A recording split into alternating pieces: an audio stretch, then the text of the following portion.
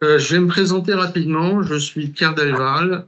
J'ai été successivement professeur de maths et dans le secondaire. Et depuis 35 ans, j'ai travaillé dans des banques françaises, des grandes banques, en informatique, surtout en informatique technique, ce qui m'a amené à développer progressivement un intérêt pour l'économie et la finance. Et je suis chez Crésus, l'association que j'ai rejointe début 2024. Je tiens à remercier Pauline Georges de Dilemme Strasbourg qui a créé cette présentation qui se veut la plus didactique possible. Alors nous avons découpé cette thématique de l'inflation en 3 parties et autant de webinaires parce que c'est un sujet qui est assez complexe, assez tentaculaire. Et donc, vous allez aujourd'hui voir la partie description du phénomène de l'inflation, les basiques économiques qui sont derrière. Et dans les deux autres webinaires, le premier aura lieu le 18 mars, nous verrons les différentes et nombreuses causes de l'inflation et l'impact sur les revenus, le niveau de vie et l'épargne. Donc, 3 fois 1 heure, et nous vous conseillons chaudement d'assister aux 3, qui sont tout à fait complémentaires, et ça sera sans doute plus difficile de comprendre les 2 et 3 si on n'a pas assisté à la première.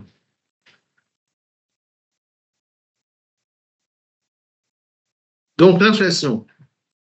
Nous allons voir que c'est une affaire de monnaie, ça tourne autour de la monnaie, bien sûr, que ça peut être un effet de la croissance, lorsque la croissance est particulièrement forte, et viennent se mêler des effets liés à l'innovation et à la productivité. Quand je dis productivité, c'est au sens très large. Dans productivité, il y a l'optimisation des process de production, mais il y a aussi les délocalisations, la mondialisation, qui aboutit à des optimisations. Donc, ce qu'on va commencer par voir, c'est la relation qui existe entre des facteurs qui sont la monnaie et sa quantité totale, que l'on appelle masse monétaire, la croissance de la production, qui se mesure au travers du PIB. Je rappelle, le PIB, c'est le produit intérieur brut. C'est la somme des valeurs ajoutées d'une économie, que ce soit sur les biens ou que ce soit sur les services. C'est une notion qui est assez bien connue, assez bien suivie. Un chiffre en passant, le PIB de la France est d'environ 2800 milliards d'euros. Les prix, donc les prix, on va surtout parler de la notion de prix moyen, mais même si ça n'a pas beaucoup de sens, il faut considérer une espèce de notion de prix moyen. C'est ce qu'on va voir. Et puis les facteurs de transformation que je détaillerai. Alors, tout part de la monnaie. La monnaie, ça sert à quoi? Ça sert, je pense que vous le savez, à payer toutes sortes de choses, des impôts, des courses, des maisons, des voitures, etc. Vos vacances. Ça sert aussi d'étalon de valeur, c'est la notion de prix. Et ça fait très longtemps que les sociétés humaines ont eu besoin d'étalon de valeur. Et ça sert à conserver la valeur, c'est-à-dire à épargner. C'est-à-dire que une monnaie, c'est aussi un support pour préserver dans le temps son épargne. D'où la notion de conservation de la valeur. Alors, un point très important concernant la monnaie, c'est qu'on dit qu'elle a cours légal et forcé dans sa juridiction d'émission, qui peut être la zone euro, les États-Unis, la Suisse, le Japon, l'Angleterre, etc. C'est très important, ça veut dire que la monnaie doit être acceptée par tout acteur économique en règlement d'une dette ou en paiement de quelque chose. On ne peut pas refuser la monnaie, on ne peut pas refuser l'euro quand on est en zone euro. Alors évidemment, il y a des cas très, très particuliers. Par exemple, vous avez une telle inflation que les nationaux ne veulent même plus accepter la monnaie nationale et préfèrent utiliser clandestinement une monnaie de secours, typiquement le dollar. Enfin, on ne va pas parler de ça. en général, on peut dire que la monnaie a bien cours légal et forcé dans sa juridiction.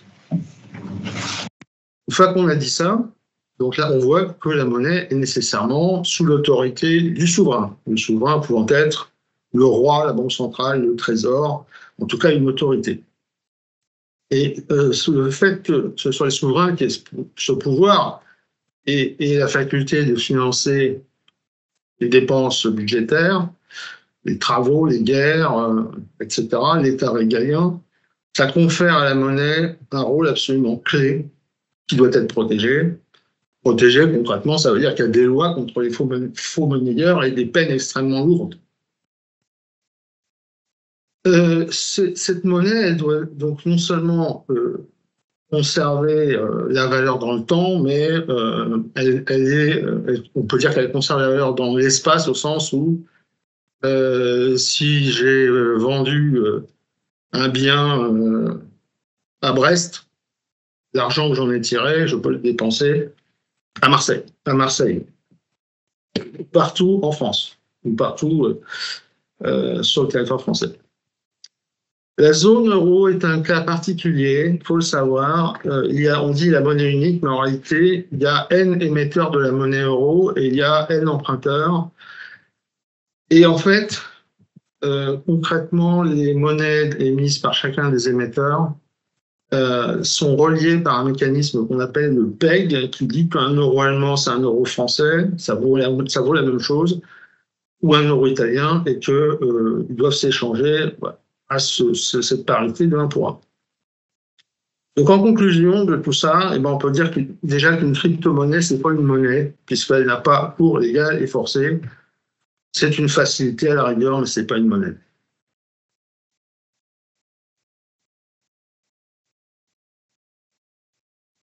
Alors, un petit historique de la monnaie.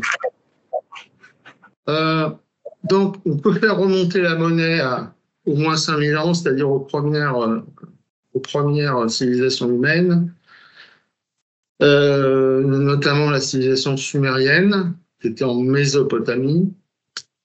Et à l'époque, on va voir qu'on était plutôt sur une monnaie qui était scripturale, au sens où on tenait des livres de compte.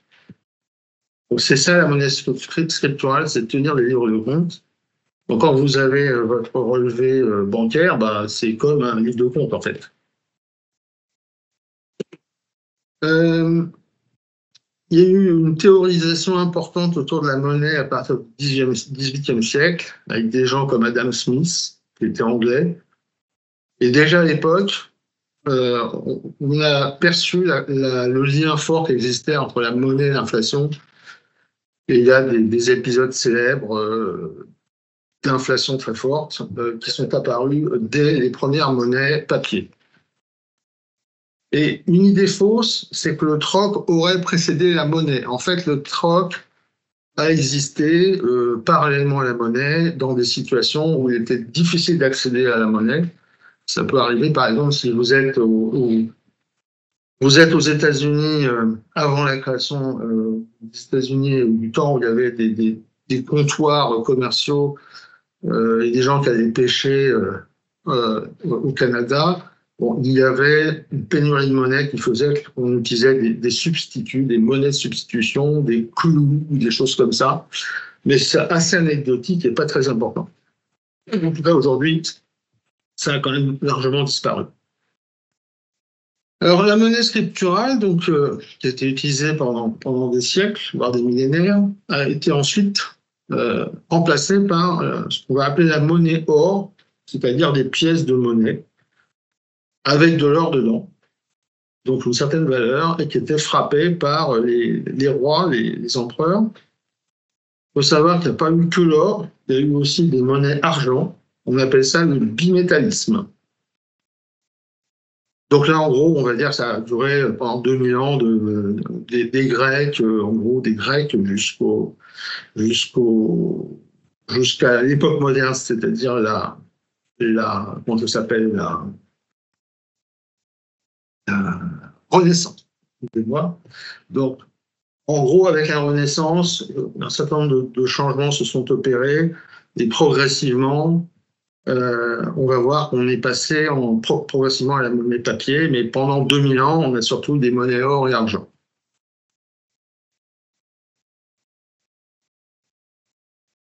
Donc la monnaie papier, donc on va voir ce que c'est que la monnaie papier, il y en a plusieurs types, mais d'abord, donc la monnaie scripturale, c'est le début dans les livres de Conge. La monnaie or, on va dire que c'est une monnaie active, c'est-à-dire elle a une contre-valeur or immédiate par le simple fait que la pièce a une valeur.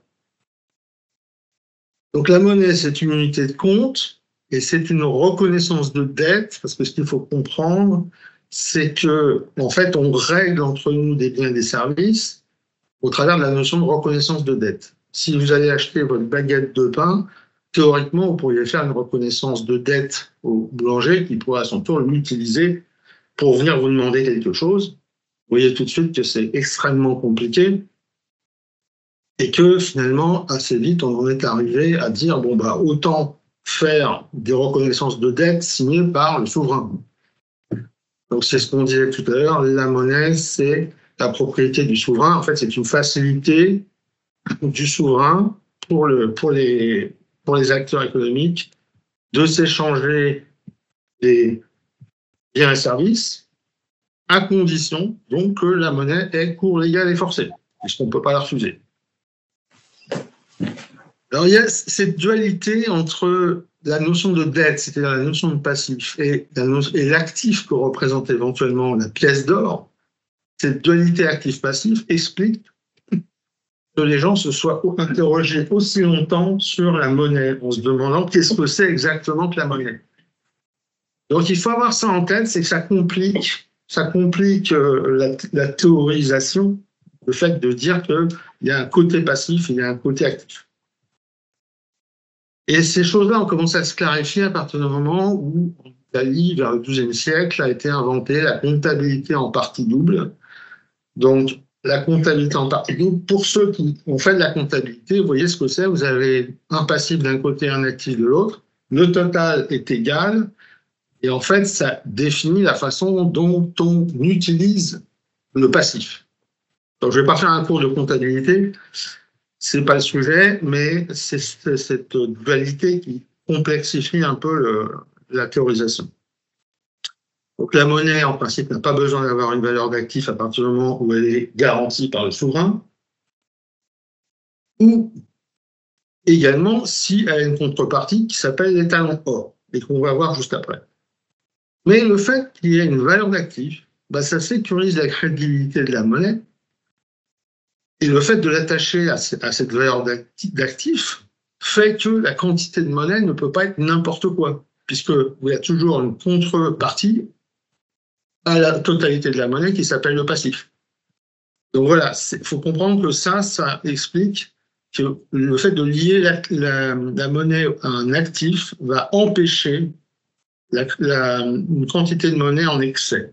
Et on va y revenir. Ce n'est pas une marchandise.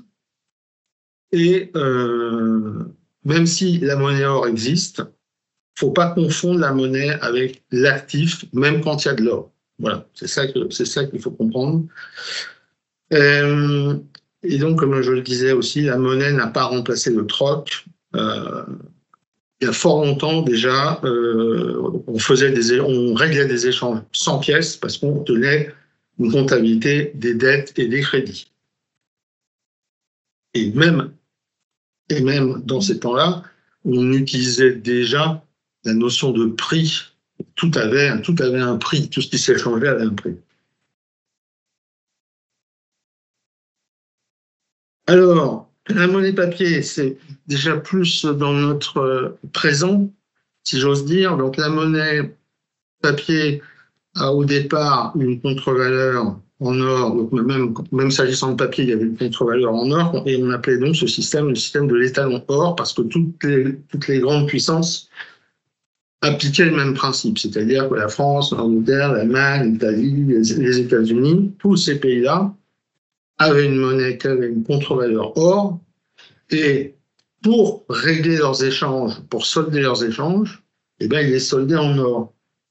Donc les banques centrales faisaient la consolidation des réserves de devises et puis de temps en temps, ils se réunissaient et puis ils se rendaient leur monnaie et ils soldaient ça avec de l'or. Alors c'est très important que ce point-là, pourquoi? Parce qu'une monnaie or, il faut comprendre qu'elle est déflationniste, intrinsèquement déflationniste, c'est-à-dire que en fait, elle contraint la quantité de monnaie à disposition, puisque vous avez une quantité d'or, chaque monnaie a une valeur en or, donc la quantité totale de monnaie concernée par ces échanges internationaux est limitée. Alors ça a été longtemps vu comme un avantage, un atout, mais en fait ça s'est avéré un problème parce que quand on avait des taux de croissance à 5%, 10% il y a un siècle ou deux, bah, on avait concrètement un manque de monnaie, puisqu'en fait, l'or, le stock d'or ne peut pas croître de plus d'environ 2% par an, parce qu'il faut aller le chercher dans la terre. Donc, comme on avait d'un côté une quantité d'or finie et qui ne croissait pas de plus de 2% par an, en plus, il fallait parfois aller le chercher chez les autres. Hein.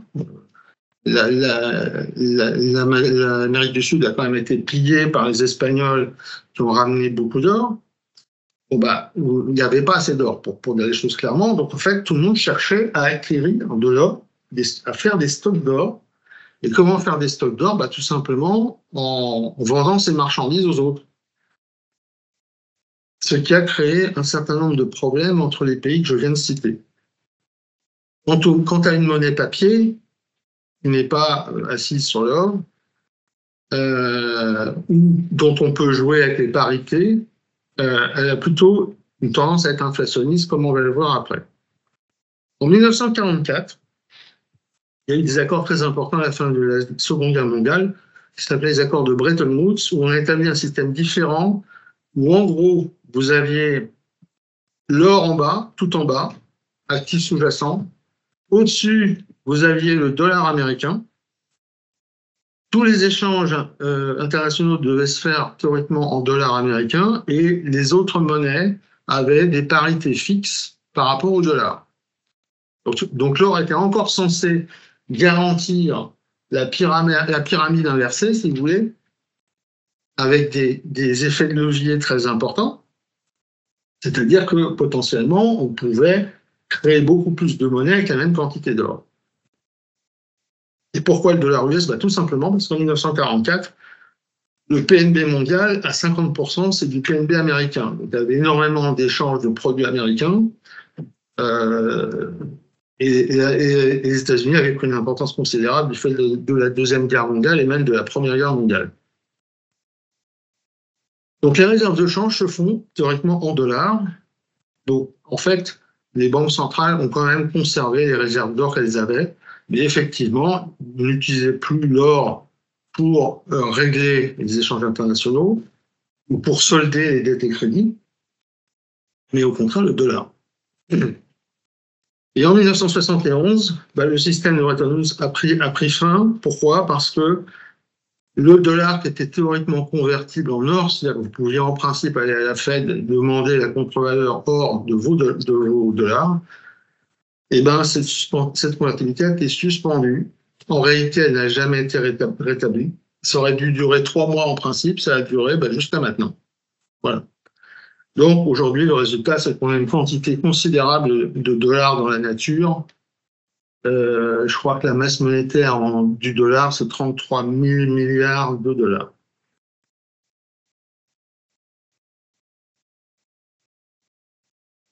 L'inflation, donc.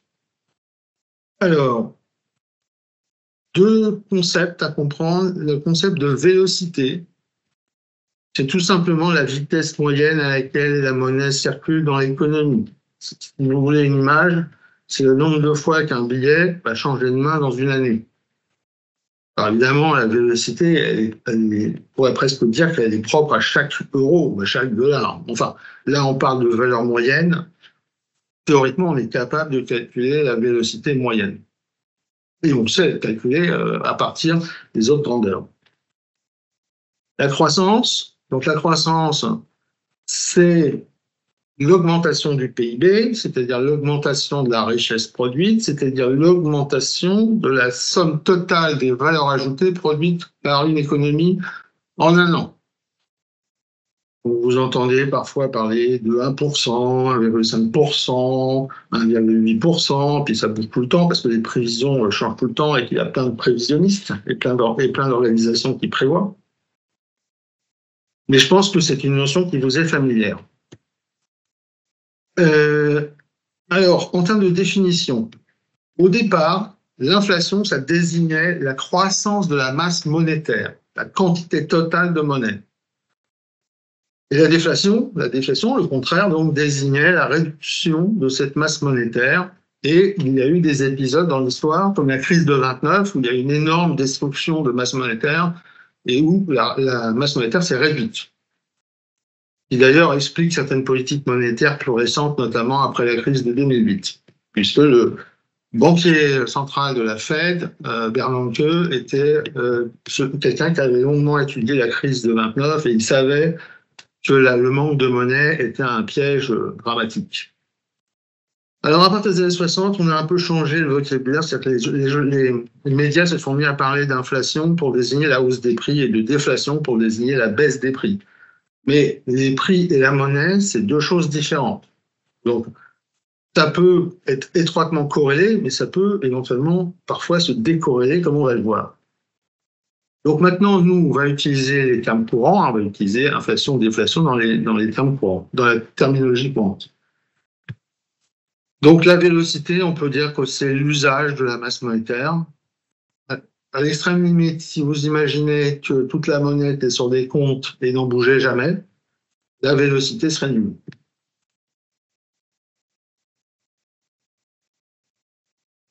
Alors, justement, la masse monétaire, donc vous avez au centre les billets et les pièces. Là, on est sur la zone euro, hein, c'est les chiffres de la zone euro en décembre 2022. Donc, un peu plus d'un an. Évidemment, la masse monétaire US, c'est pas la même. Je crois que la masse monétaire US en dollars doit être de l'ordre de 20 000 milliards de dollars. 20 000 milliards de dollars. Donc là, vous avez 1 500 milliards d'euros de pièces et billets imprimés par les banques centrales. Et si vous ajoutez tous les dépôts à vue, c'est-à-dire tous les comptes courants de tout le monde, entreprises et particuliers, ça passe à 11 575 millions. 11 575 milliards, excusez-moi. Donc ça fait 7 ou 8 fois plus. Et après, on peut ajouter aussi M2 moins M1 et M3 moins M2 pour passer à 15 000 milliards ou 15 860 milliards. C'est de la monnaie qui est immobilisée sur des dépôts à court terme. En général, c'est moins de 2 ans, mais qui a vocation à redevenir assez rapidement de la monnaie liquide, donc utilisable dans l'économie. Quand on parle de masse monétaire, bon, historiquement, on parlait plutôt de M1. Aujourd'hui, les banques centrales parlent plutôt de M3 à cause de cette liquidité importante de M3 et de M2. Bon, ouais, je vous explique tout ça, c'est intéressant à comprendre, mais c'est pas fondamental dans notre exposé. Et puis, il y a M0, c'est la monnaie centrale, c'est la monnaie qu'on appelle centrale parce qu'elle est constituée donc des billets et des pièces et aussi de tout ce qui est détenu par la banque centrale, que ce soit des réserves obligatoires ou que ce soit des facilités de crédit, facilités de dépôt. Alors, les facilités de dépôt, c'est quoi? C'est l'argent que les banques centrales, les banques commerciales confient à la banque centrale pour rémunération. Et le rapport M3 sur M0, on appelle ça le multiplicateur monétaire. Il faut comprendre juste que plus le multiplicateur est fort, plus probablement il y a une grande quantité de monnaie, voire un excès de monnaie. C'est pour ça qu'on suit ce chiffre-là. Et d'ailleurs, il y a de la monnaie qui se promène entre M1 et M0. Quand on fait une politique monétaire restrictive, on monte les taux et donc on attire la liquidité vers M0. Et quand on fait une politique monétaire laxiste, enfin, pas laxiste, mais moins restrictive, eh bien, la monnaie M0 peut retourner en partie vers M1 et donc redevenir utilisable dans le circuit économique. Et c'est comme ça que les banques centrales, d'ailleurs, pilotent la croissance, enfin, essaye de piloter la croissance en provoquant ces déplacements de monnaie.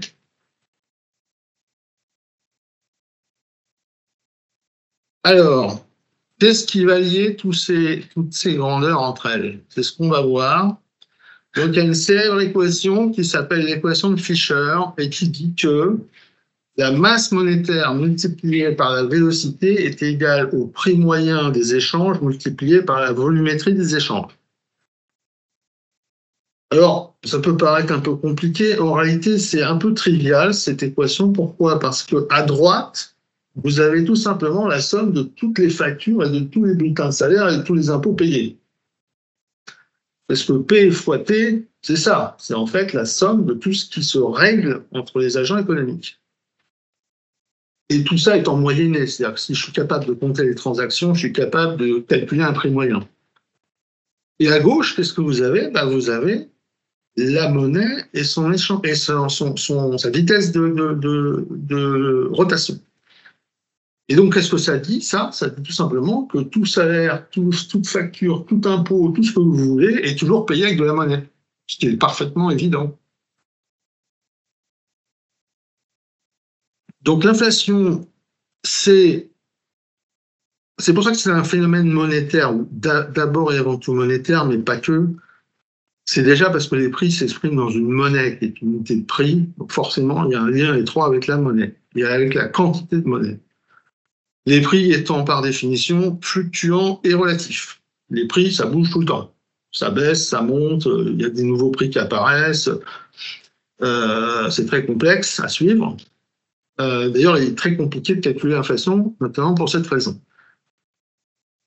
Donc, c'est ça qui définit l'inflation et la déflation, comme on l'a vu. Et comme on a une équation pour 4 variables, 4 grandeurs, il y a beaucoup de degrés de liberté, il y a 3 degrés de liberté. Donc, si vous voulez calculer une des 4 grandeurs, il faut fixer les 3 autres. Il faut connaître les 3 autres. Alors, je vais donner un exemple, une application de cette formule. Vous allez peut-être un peu mieux comprendre le sens. On va supposer qu'on fixe la vélocité et qu'on fixe le volume des transactions. C'est-à-dire qu'on suppose que l'économie est parfaitement figée, elle n'évolue pas, elle reste constante. On produit, on consomme. Donc, la vélocité de la monnaie, on va dire qu'elle est constante, on va supposer qu'elle est constante, et le volume des transactions est constant parce qu'on n'a pas de croissance, on est stable. Vous voyez à ce moment-là que M et P sont nécessairement proportionnels. Or, P, vous avez peut-être déjà deviné, P, c'est en gros, c'est la mesure des prix moyens, donc il y a un rapport avec l'inflation. Donc, supposons que j'injecte 5% de monnaie en plus dans le système, d'accord, je fais plus 5% sur la masse monétaire, vous voyez qu'il y a une conséquence immédiate, c'est que les prix augmentent de 5%. Et ça, c'est quelque chose qu'on a observé en de multiples occasions. Quand on injecte de la monnaie, si l'économie n'en a pas besoin, les prix montent. Voilà. C'est un cas d'application. On rentrera dans plus de détails dans le deuxième webinaire quand on attaquera les causes de l'inflation. On pourra développer tout ça. Pour l'instant, je me contente de poser les bases. Donc, une fois qu'on a dit qu'il y a 3 degrés de liberté, vous voyez qu'il suffit ensuite d'ajouter que n'importe laquelle de ces grandeurs peut varier pour des causes propres, pour en déduire que l'inflation peut avoir des origines extrêmement variées. Parce que ça peut venir de M, ça peut venir de V, ça peut venir de P, ça peut venir de T. Donc, dans le deuxième webinaire, on détaillera les différents mécanismes connus qui créent de l'inflation, et on verra que ça peut se propager de telle ou telle façon et avoir telle ou telle origine, et ces origines peuvent être extrêmement différentes.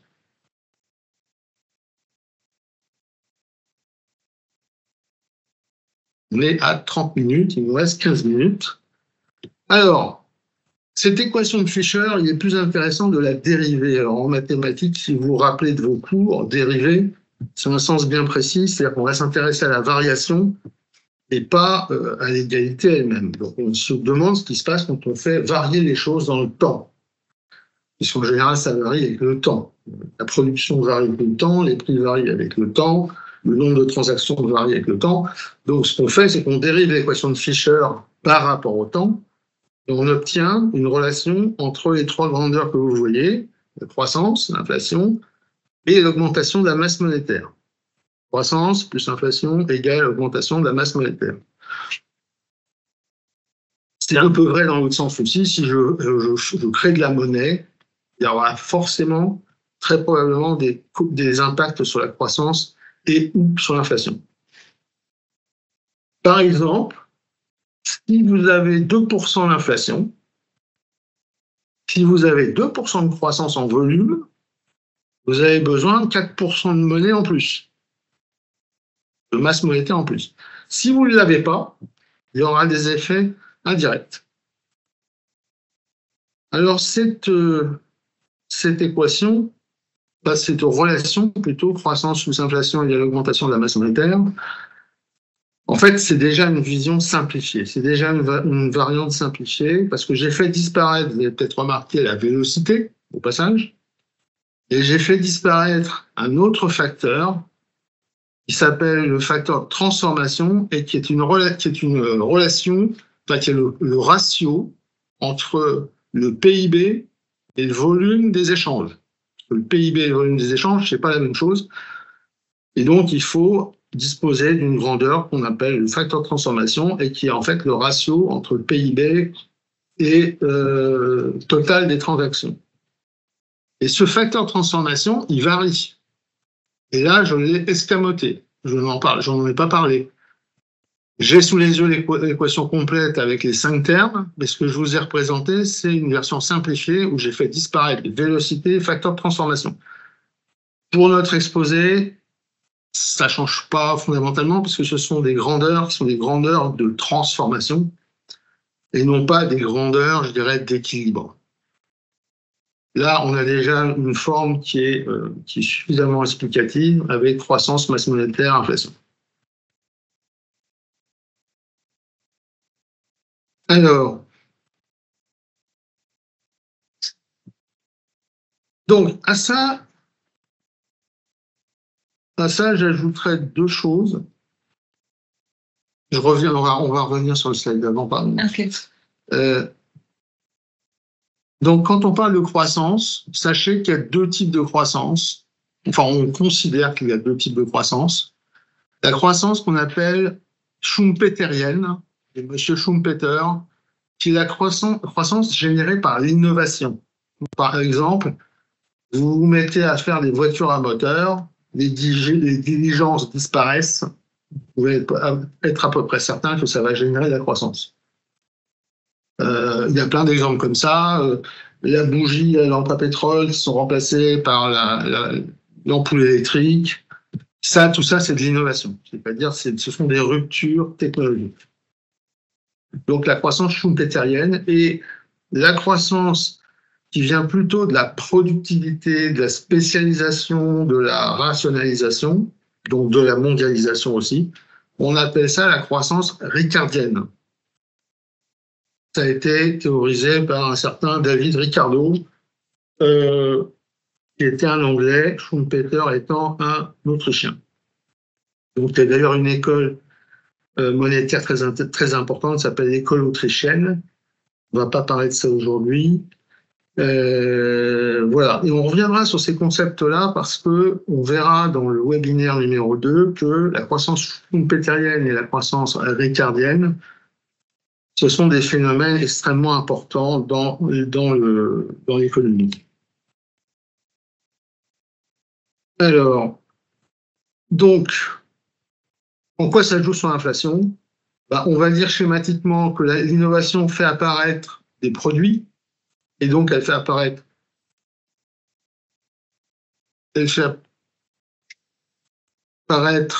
des prix qui n'existaient pas, puisqu'elle fait apparaître des choses nouvelles. Donc, exemple, l'iPhone, j'aurais pu prendre le PC, j'aurais pu prendre la voiture au début du XXe siècle, et en gros, vous avez les prix qui qui se répandent dans l'économie alors qu'ils n'existaient pas auparavant. Donc, pour cette raison, ça déforme, au minimum, ça va déformer la notion d'inflation, la notion de variation des prix, puisque l'assiette change. Et puis la productivité et la mondialisation ont plutôt tendance à faire diminuer les prix relatifs, c'est-à-dire les prix exprimés dans autre chose qu'une monnaie qui bouge, une monnaie qui change. On pourrait dire par exemple des prix exprimés en or, par exemple. Donc, par contre, si on regarde en valeur absolue, ces prix qui changent, qui sont censés bouger à la baisse, bah là, on peut avoir une augmentation quand même si la monnaie perd de sa valeur. Donc, c'est là où vous voyez que tout est lié, les prix, la valeur de la monnaie, tout ça est susceptible de bouger parallèlement, et donc, c'est pas évident de mesurer des prix avec une monnaie qui est un étalon dont la valeur fluctue fortement. Inversement, vous avez inversement, concernant la variation des prix, vous avez des prix qui, en relatif par rapport à l'or, par exemple, ne varient pas du tout. Pourquoi ils ne varient pas du tout? Parce qu'il n'y a aucun effet de productivité dans le temps. Alors, il y a une anecdote que je répète souvent, c'est le prix de la vache entre l'époque romaine et maintenant. Bah, il paraît que calculé en or, ça n'a pas bougé. Ou le prix d'une coupe de cheveux, prix d'un costume. C'est à la main. Donc là, vous voyez que vous n'avez pas à attendre des effets de productivité parce que les effets éventuels de mondialisation, ils jouent de moins en moins sur ce type de biens. Mais c'est juste un exemple pour fixer les idées. Donc ça montre aussi une grande complexité d'analyse de l'évolution des prix entre la productivité, l'innovation et la variation de l'unité de compte, c'est-à-dire la monnaie. Puis vous avez des effets de distorsion. Par exemple, dans l'indice de l'INSEE, l'immobilier n'est représenté que par les loyers. Pourquoi? Parce que l'INSEE considère qu'un achat immobilier, quel que soit le prix, c'est un investissement. Et les investissements ne sont pas dans l'indice de l'INSEE. Et concrètement, ça veut dire que dans l'indice de l'INSEE, vous avez 7% qui sont relatifs au loyer, ce qui paraît extrêmement sous-estimé. Parce que je pense qu'il n'y a pas beaucoup de gens qui payent en loyer 7% de leurs revenus. Enfin, j'en connais pas beaucoup. Ça, c'est un exemple. Et puis, il y a des prix qui sont rectifiés, puisque quand vous prenez, par exemple, les produits technologiques comme les iPhones ou les PC, comme il y a tout le temps de nouvelles versions, il y a tout le temps des améliorations, et l'INSEE corrige le prix des nouveaux produits, une espèce d'effet d'amélioration. On considère que comme il y a plus de valeur ajoutée dans le produit, eh ben, il faut corriger le prix. Et évidemment, ça distord l'indice qui sort de tout ça. Il y a des gens qui ont écrit des thèses entières sur le sujet et qui considèrent que l'indice de l'INSEE sous-estime la vraie inflation.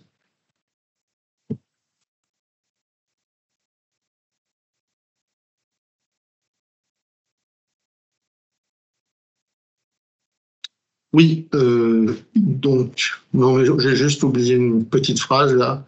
C'est tout ça étant vrai si la monnaie ne perd pas de sa valeur. C'est ce que j'ai précisé un petit peu déjà. Voilà. Donc, nous concluons par ce petit schéma qui vous montre qu'il y a au moins à la base des effets monétaires, il y a des effets de croissance, il y a des effets d'innovation, il y a des effets de productivité, que tout ça influe sur ce qu'on appelle l'inflation, qui est donc relié à la quantité de monnaie dans l'économie, masse monétaire, la croissance de l'activité. Pourquoi? Parce que l'activité, quand elle croît fortement, ça génère des tensions inflationnistes parce que ça met sous tension les chaînes de production, ça peut mettre sous tension les salaires et tout un tas de choses, l'énergie, enfin tout ce que vous voulez. Et on parle de tension inflationniste. Il y a la vélocité. La vélocité, par exemple, pour une masse monétaire donnée, si tout le monde se met à épargner et arrête de dépenser, la vélocité elle chute. D'accord? Si la vélocité chute, il y a des chances que la croissance chute. Et si la demande chute, il y a des chances que l'inflation soit très, très limitée. Et puis, il y a ce facteur de transformation dont j'ai parlé, qui relie le PIB et la quantité d'échanges et qui va être plutôt lié, finalement, ou transformation dans l'économie. Puisque je rappelle, c'est le rapport entre le PIB, total des valeurs ajoutées, et la totalité des transactions commerciales ou des règlements de toutes sortes. On a vu aussi que la croissance peut être schumpeterienne ou ricardienne. Et donc, dans le second webinaire, nous aborderons toutes les causes de l'inflation. Je vous remercie de votre attention. On est un peu en avance. On a 19 minutes pour les questions-réponses.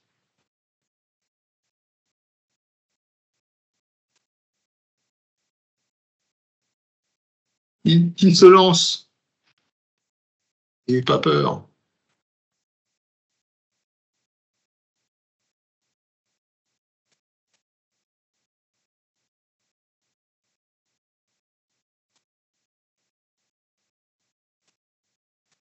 Merci beaucoup pour les explications, Guy. Voilà, pas de questions si je comprends bien. C'est bien, ça veut dire que c'est parfaitement clair. Est-ce que ça veut dire que c'est parfaitement clair? Oui. Je vois quelqu'un qui sourit, ce qui veut dire que oui.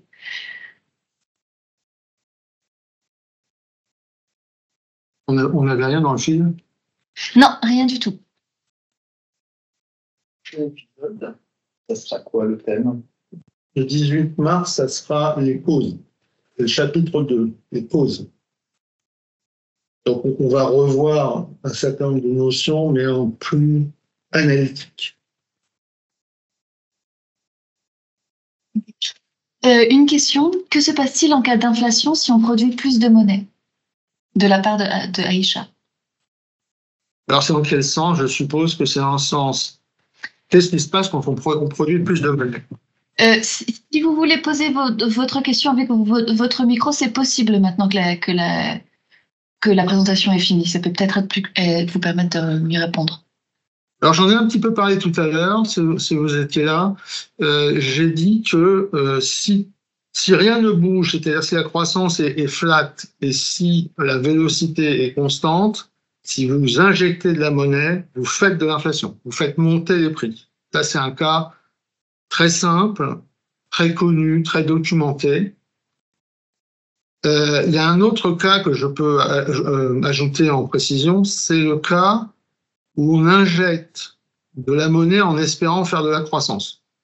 Ça, c'est une grande illusion des gouvernements, fabriquer de la monnaie pour générer de la croissance. Ça ne marche pas. Je vous le dis tout de suite, il y a de nombreuses études qui ont été faites dans tout un tas de pays et qui ont montré que la croissance n'est pas créée par l'augmentation de la masse monétaire.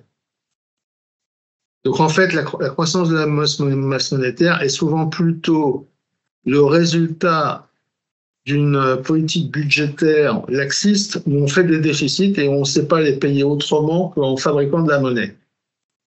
Nous le verrons également au chapitre 2, le 18 mars.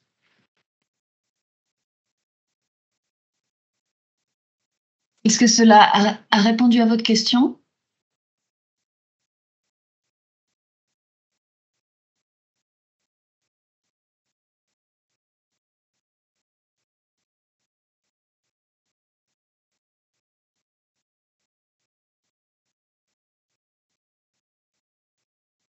Petite dernière question pour la route. Allez, on se lance.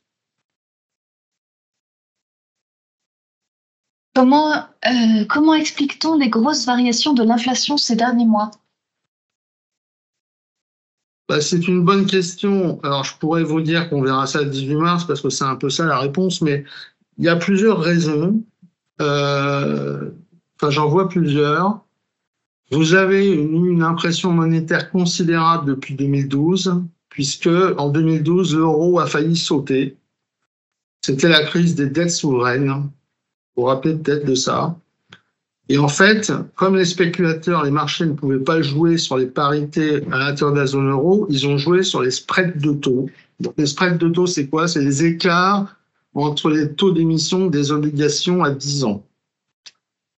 Et concrètement, ça veut dire quoi? C'est-à-dire que quand vous avez l'Allemagne qui empruntait à 1%, l'Italie était en train d'emprunter à 4-5%, Et comme il n'y avait pas de croissance et qu'il y avait du déficit budgétaire, ça serait terminé invariablement d'une certaine façon. L'Italie aurait fait défaut sur sa dette, n'aurait jamais pu payer ce niveau d'intérêt.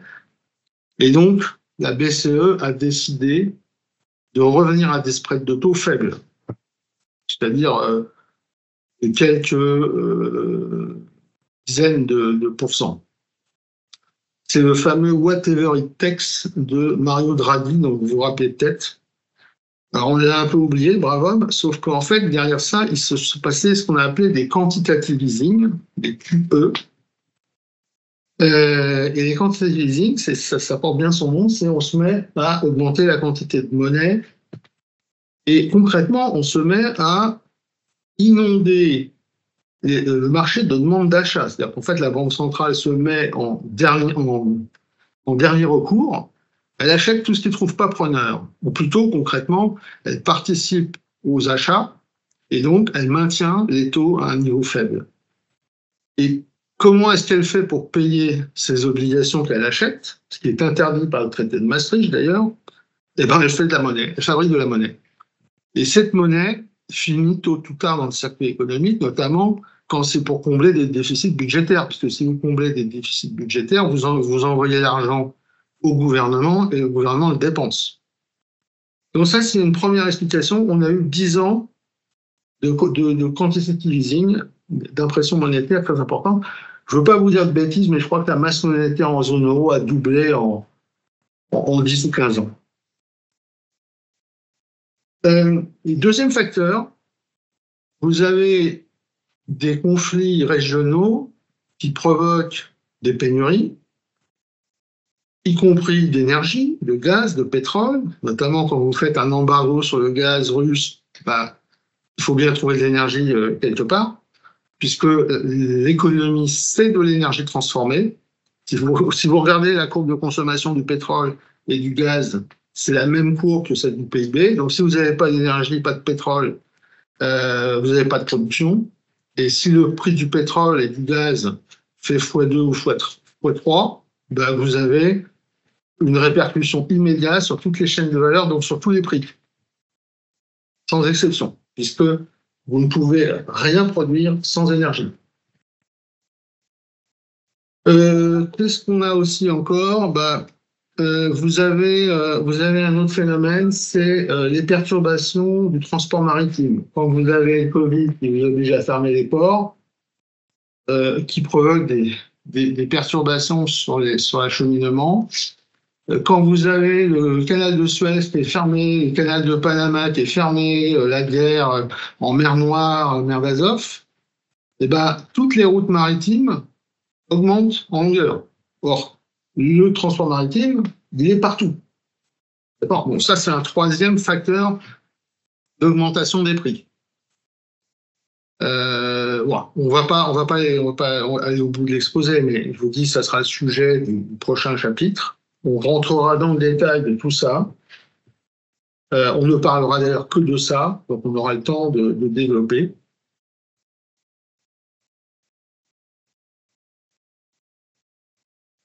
On parle beaucoup d'inflation, c'est normal, c'est le sujet, mais il ne faut pas oublier qu'il y a aussi des phénomènes déflationnistes, même dans nos économies. La mondialisation, c'est quoi la mondialisation pour les économies occidentales? C'est 40 ans de déflation importée. Donc, n'oublions pas la déflation. Et quand ce mouvement-là s'inverse, la déflation importée, ça redevient de la production locale à des prix supérieurs.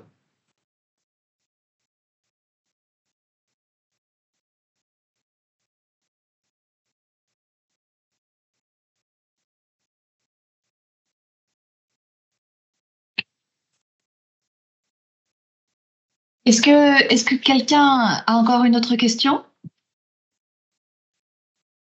Ma question incluait la baisse récente de la dite inflation. L'inflation, elle baisse quand c'est un peu trivial de dire ça, mais elle baisse aussi quand les facteurs inflationnistes disparaissent. Donc, exemple, quand la BCE, au lieu de maintenir des taux très bas, des taux jour le jour très très bas, et de faire une politique accommodante, se met à remonter ses taux à 4-5%, ou 5,5% aux États-Unis, je crois, et ben c'est ce qu'on a vu tout à l'heure. On a un reflux de la monnaie M1 vers M0. Vous avez moins de monnaie dans l'économie. Quand il y a moins de monnaie dans l'économie, bah, l'équation de Fisher, vous avez les prix qui baissent. Et la demande qui baisse. Voilà. Parce que de toute façon, il faut toujours que le marché s'ajuste. Que ce soit sur le marché des devises, les taux de change, que ce soit le marché des taux courts, le marché des taux longs, tout ça s'ajuste en permanence. Et c'est pas des choses qui sont stables, bien au contraire. Ça fluctue et ça oscille.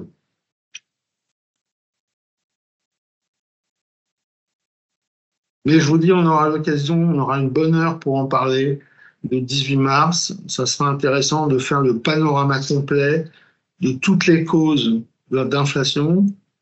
Je crois que j'en ai pas oublié pour avoir bien fait le tour de la question. Donc on verra en plus qu'il y a des effets même de propagation entre les causes.